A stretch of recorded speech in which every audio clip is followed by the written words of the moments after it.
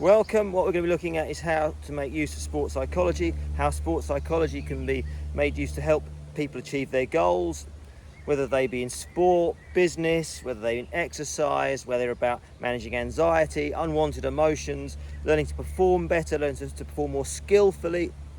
And we'll look at some of the trips or some of the challenges that come with the area of sports psychology and wanting to be a sports psychologist.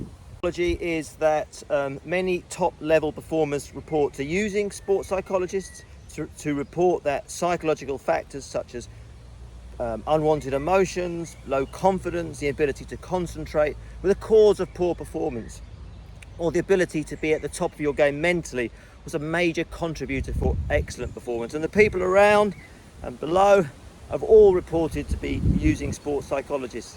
So it really then begs the question, how can we then harness that knowledge to put it into strategies that could be picked up for people to use, and could they be used by everybody? Yes, they can. Could your daily person improve their mental game? Absolutely yes. Could they all become elite athletes? Absolutely no. But what we can say with almost 100% confidence is that by using sports psychology techniques, we can improve your performance, and we can improve how you feel about your performance and improve your mood and mental health. So who are sports psychologists? Well, it's not a natural subject in its own right. It starts with your physical education, meeting your psychologist, and there are many different areas of applied psychology coming together to make one discipline. And then within that discipline of sports science, you have your sports psychologist interacting with your physiologist, biomechanist, nutritionalist. Within an area of psychology, you have your psychologist interacting with your business psychologist, educational psychologist. It's rich, that rich array of different disciplines, different areas of application is highly challenging now as the area has grown. And one of our key areas is to be aware of where we came from, but also to make best use of all of the knowledge that's been. Psychology is often thought of about only for elite athletes, the Olympic medal winners, and of course that's absolutely true, but it's also about striving for your goals, whatever those goals may be. It might be about wanting to pass your driving test, it wanting to give a presentation at work, and it also might be about improving your mental health. That awareness of what you do, what self-regulation strategies you use, can be very good at helping you repair those inner demons that are disturbing your daily thoughts and emotions, so that you can be a much happier, fulfilled person.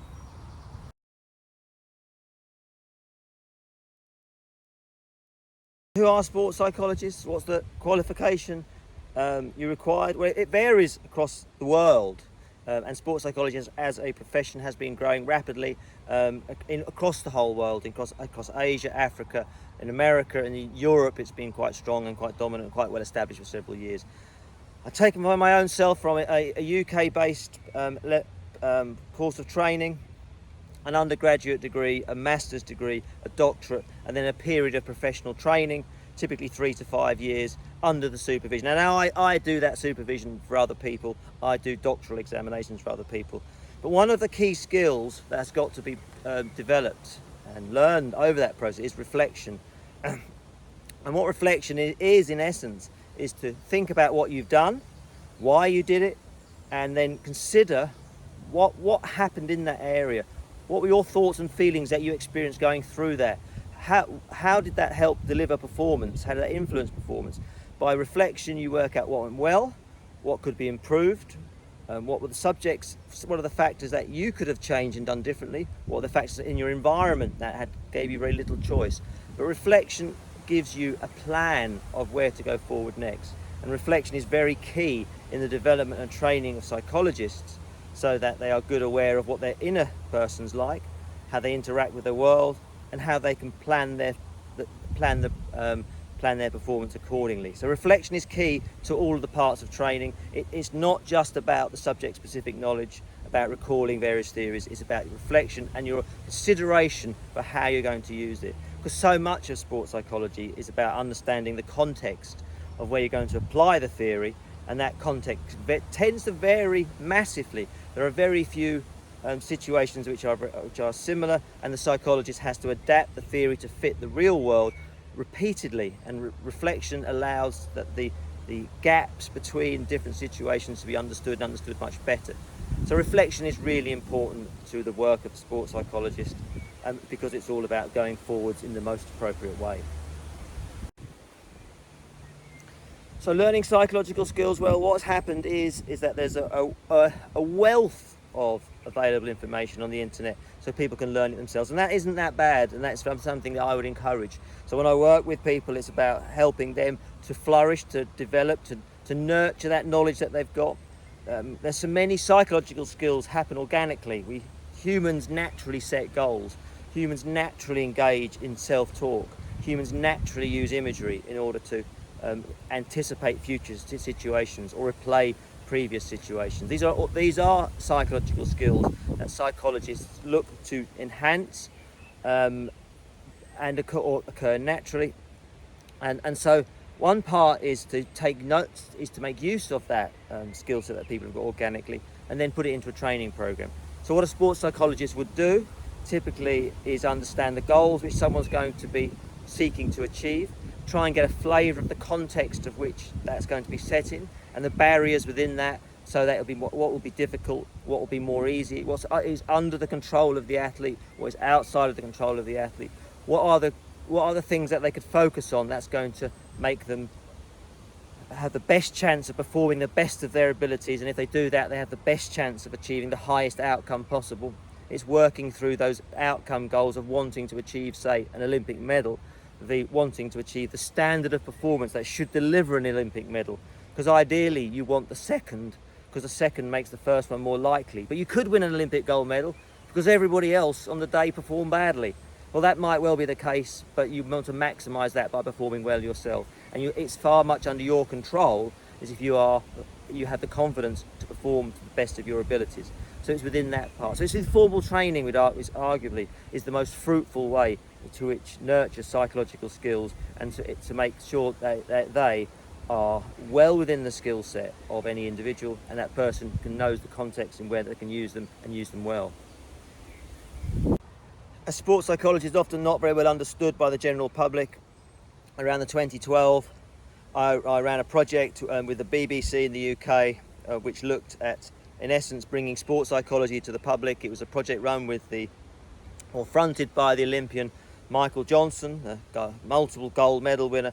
And what Michael Johnson did, he narrated scripts which delivered 12 brief psychological interventions, so that the person could come and experience what the sort of tips a sports psychologist might do within competition or shortly before competition, and then see how that went against performance in a task. And the idea was that we would encourage people to improve their mental game through brief interventions. And what that was found is that yes, people perform better, and they perform better by adjusting their emotional state, so they were in a more positive, more energetic, more focused mental state. And that's quite remarkable in many senses, because it was achieved in an intervention that lasted only 2 minutes long. And so they performed better, more sharper, and reported at the end that the intervention was very beneficial, or their belief that the intervention was very beneficial for their improved performance. So in other words, when you then bring in these things in a systematic way, and in quite a fun way in that case, you can actually start shifting people's mindsets to think that psychological skills training might be quite a useful thing to do for people to actually improve their performance. And given that everybody experiences unwanted emotions from time to time, I would argue that learning psychological skills is something that almost all people should be given access to. Just as we teach people to be able to learn to read and write, to learn to drive cars, the ability to have good psychological skills, to be able to have a tactic, a strategy that you can go to when you're feeling anxious, that might make you feel less anxious and therefore perform better, is something that I think is fundamental to what every human absolutely deserves. So in summary, I think the benefits are that sports psychology can improve performance. I think, however, I need to couch that with some degree of realism. The Icarus, don't fly too close to the sun, which is highly pertinent in this point, is that we shouldn't overpromise too much. We shouldn't overpromise too much.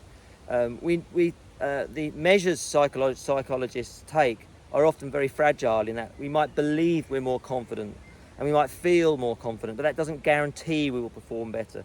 It will mean that, because we can't control how well the opposition would do, but we might feel better, we might improve our mental health. But there is some caution that you can't go promising that people will be winning Olympic goals, will be winning the Champions League, will be winning the World Cup. Sports psychologists can help you perform better. It can control those inner states that threaten to make you perform badly, but it can't control the external factors very easily.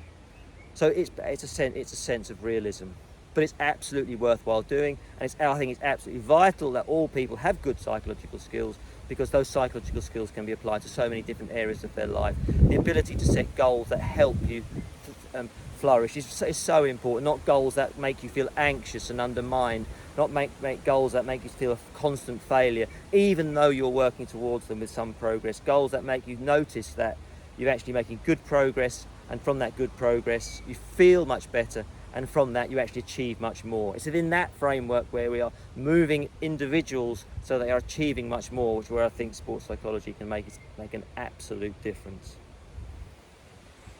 Well, I hope you found that entertaining, educational. Ask any questions and I'll come back to you, and I hope to see you soon.